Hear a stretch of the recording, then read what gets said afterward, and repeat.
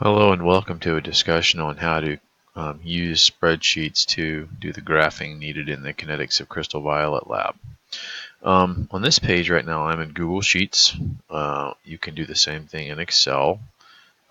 This is the same thing we were just looking at in Google Sheets but in Excel. You can see I have my slope-intercept formula there with an r-squared value telling me how straight my data was. But we're going to work in Sheets for now because I feel like that's the way you guys are most likely to do your work. So what we have here is some sample data for the 5 points of concentration of crystal violet solution and their absorbances. We already have a graph here, and I'll show you how to make graphs in a few minutes, complete with line of best fit and a slope-intercept of the line itself. What I've done over on this side is I've written out our slope-intercept formula. I've defined y and x. Then I solved for concentration because that's what we're interested in. We're interested in finding concentration and then using that data to compare the three possible orders of reaction. So let's move to a different page in this one.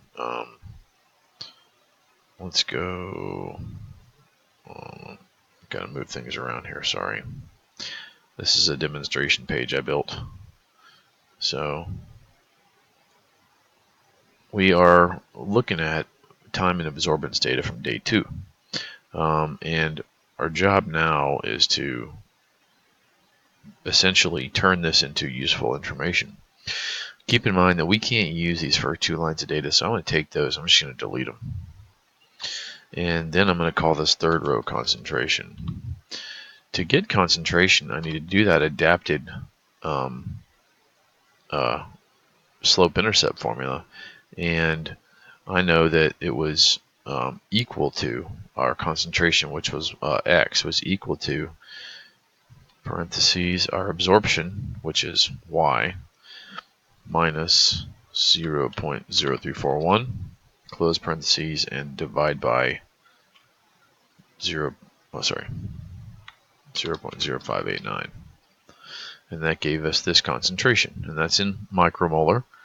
And then if I see this little black box here, if I grab that and drag it to the bottom of my data, I've calculated concentrations for every single absorbance piece we have. The next column I'm just going to call natural log of concentration. And then you guessed it, the function in Sheets, as also in Excel, is ln for natural log. And then I'm going to take natural log of this here. Sorry, I need to put an equal sign, don't I? Equal natural log, parenthesis, this value, enter. And then same as that. And then I also need inverse log, so I'm going to call this inverse concentration.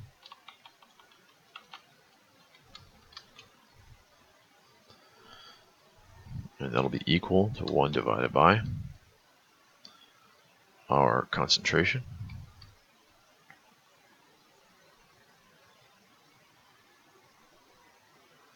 And then I'm going to click drag down all the way.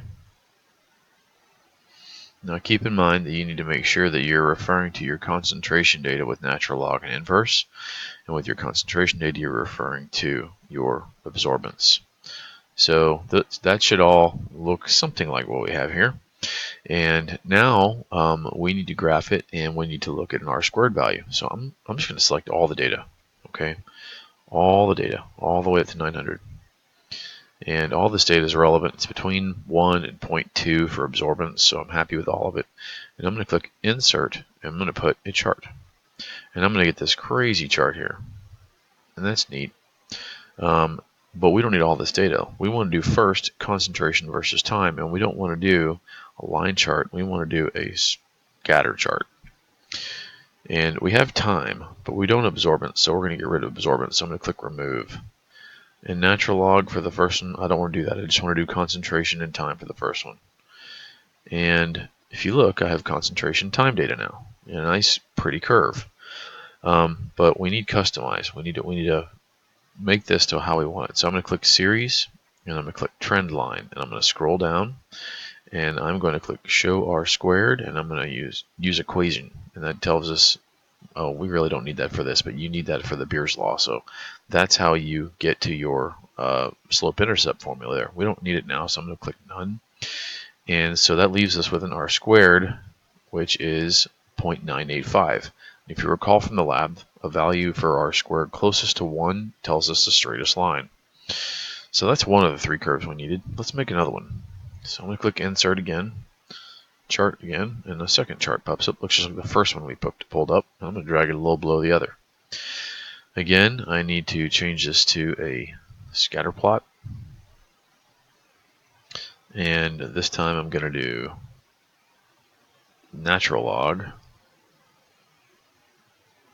And I have a different curve. Again with concentrations time. That's an interesting looking curve there. And I'm going to do the same thing with customization. And I need in series a trend line with an R squared value. And there's your dead giveaway right there.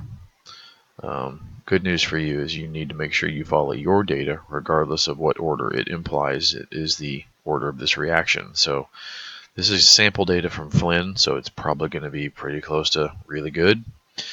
And let's do one final insert chart.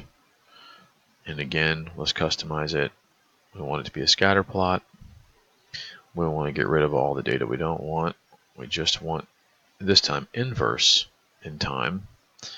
And again, that's kind of a nice giveaway also. We need a trend line, and we need an R squared value, and our R squared is given there. So the 3 plots of the 3 possible orders of reaction are now in our spreadsheet, and we have a lot of good information. Most of it is great evidence, and it took us a couple minutes, not long at all. Now, if you're in Excel, it's a little different, but not much. You can see I have a scatter plot here with a slope-intercept formula and an R squared. I went ahead and put that in here. And if I go to my data here, similar effort, I clear out those 2 lines. I call this concentration. And I click equals. Let's go here again. Oops, pardon me, I didn't mean to do that. Parentheses, this value. We don't need to do all that, do we? That's fine. Minus 0.0341. Close it. Divided by 0.0589. And that matches what we saw in the Google spreadsheet. And then natural log, come down, ln, equals ln, concentration of here. And again, drag down. And I'll do one plot real fast to show you. Got all this data. Oh, let's go ahead, just for fun, do inverse. Takes just a second, just to show you how fast this can be done. It's equal to 1 divided by our concentration value. Again, grab that corner box, drag down, and then select all your data. In here, it looks a little different. We're going to click Insert, and the scatter plot's a little dotted line thing. Just click that. In here, we're going to select what we want to deal with. If we just want concentration, this is even easier to play with. We get a nice concentration versus time. It looks like that. Or does it?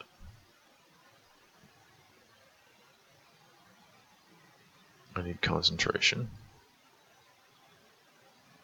I'm not sure why it's selecting all. Did we get time in our poll? I think we did. Anyway, let's go there.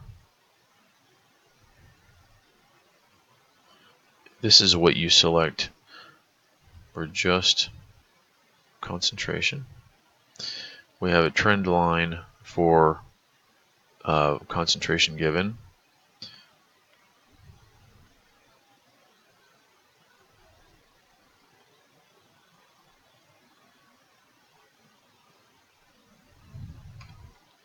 So there we go. Now we have just concentration in our graph.